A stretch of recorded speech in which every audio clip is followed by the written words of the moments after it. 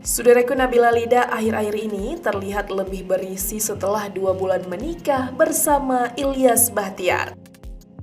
Nabila Lida dan Ilyas Bachtiar terlihat begitu mesra setelah mereka menikah pada 20 Oktober 2022 lalu di Takengon, Aceh Tengah. Bahkan Nabila Lida dan Ilyas Bachtiar kerap membagikan kebahagiaan mereka di media sosial seperti Instagram, TikTok, dan YouTube. Nah, rekan sobat, dalam vlog terbaru Nabila Lida dan Ilyas Bachtiar terlihat perubahan pada penampilan penyanyi jebolan Liga Dangdut Indonesia 2018 tersebut. Di mana Nabila Lida terlihat lebih berisi semenjak menikah dengan Ilyas Bachtiar. Hal ini juga menarik perhatian warganet yang menimpali kondisi Nabila tersebut. Salah satu komentar warganet yang mengatakan bahwa Nabila mungkin dalam kondisi hamil. Keduanya kini aktif di YouTube dan kerap membagikan vlog-vlog keseharian mereka.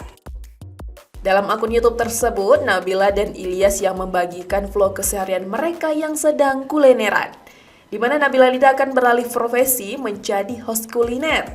Padahal Nabila mengaku dirinya tengah berusaha diet. Usahanya yang ingin diet akhirnya sepenuhnya gagal karena harus menjadi host kuliner.